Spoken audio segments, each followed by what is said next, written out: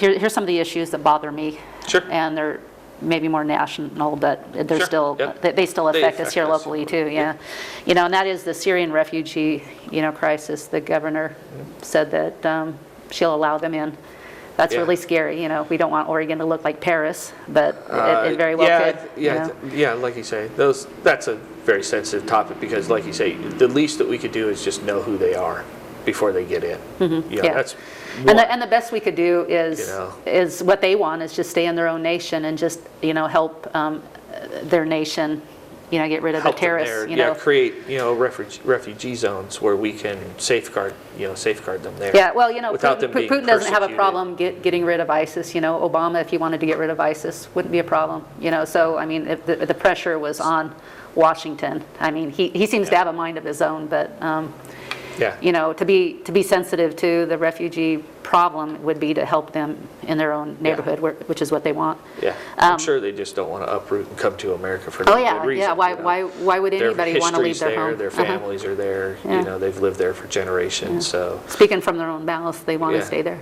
Yeah, if they can. so. Yep. The BLM, the land grab that the federal government is doing, the climate change, that so-called climate change that Obama wants to tax us and put the money, our money in the United Nations fund. Pool, pool for more big worldwide government growth. That's all we need is to have an NGO decide what goes on in your local community. That.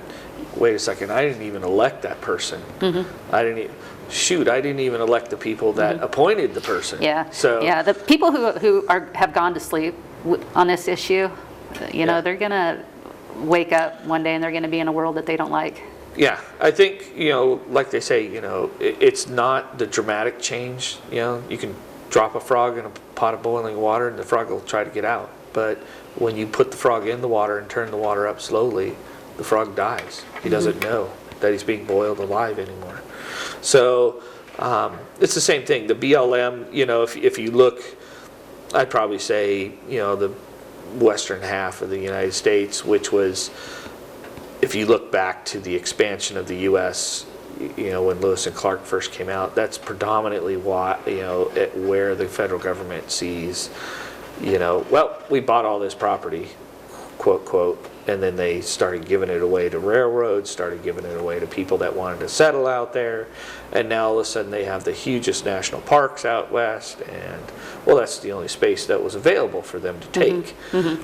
So they've set up things like the BLM and the U.S. Forestry Services to help manage these resources for the folks. Well, now they've become almost tyrannical in their policies, what they do. They're not really serving the public interest of preserving those lands or overseeing the stewardship of those lands.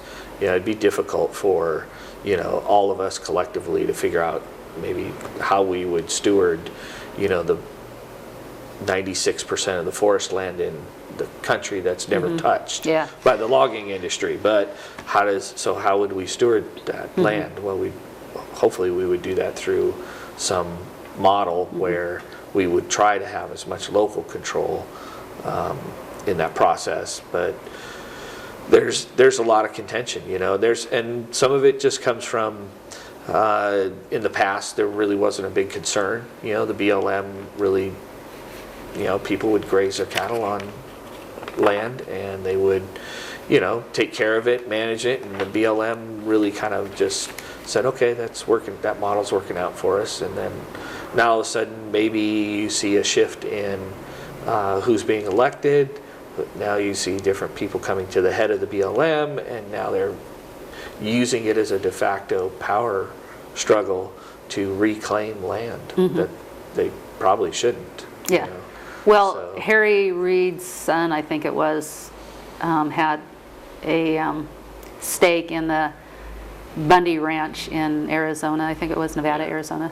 And anyway, so you follow the money and you find out that politicians who went in office to serve the public actually wound up really being self-serving, and there's a lot of money that different politicians can make or world governance can make Yeah. off of somebody else's property, and Yeah. they're using it, their iron fist to Yeah, take advantage of that. it's a revenue stream. It's a new revenue stream for them, right? So Yeah, now yeah. I own it, so I can lease it out or tax it or Mm-hmm. whatever, and I can create a revenue stream.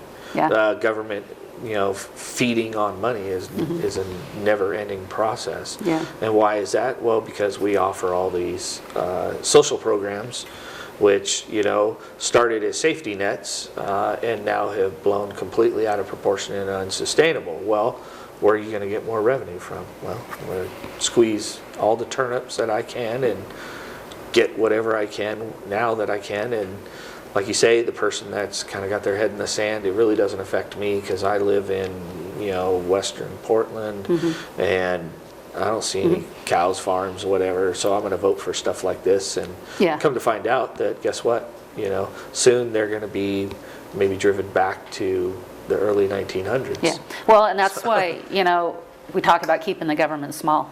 We have to keep the government small because then it becomes manageable for the people to manage the small government.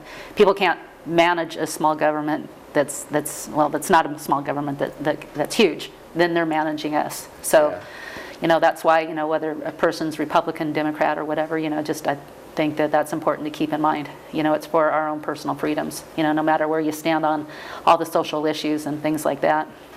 Any last words?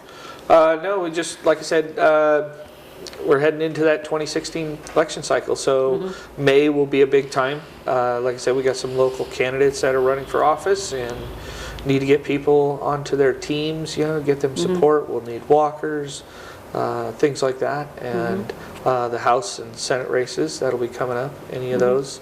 So those people predominantly just go through a primary. Hopefully none of it will be challenged, but come November we'll have the big uptick. So we'll be looking for volunteers. They can contact us, see how they want to get involved, whether it's with a candidate, with a cause. We do have a short legislative session, so if anybody's interested in what's going on down at the Capitol, definitely let us know or go check it out online. Yeah, OLIS or what's the other, the War Room? What's it called? The War Room, which is at the Capitol. It's the Citizens Lobby Group. Citizen lobbyists, yeah. So for people who have a little extra time. That can make it down to the Capitol. OLIS is online, so they can see all the House bills and things like that. There's some great ones, like you said. There's a climate bill to get rid of all the all the coal technology out and of gun bill electricity. to There's limit our gun reporting, rights some more. Yes. Yeah. So there's all kinds of things going on that are huge, the minimum wage, things like this. Yeah. So if you're interested in knowing about those topics, you can certainly get a hold of us or, like I say, go online into the Oregon legislature system and see what's going on. Yep.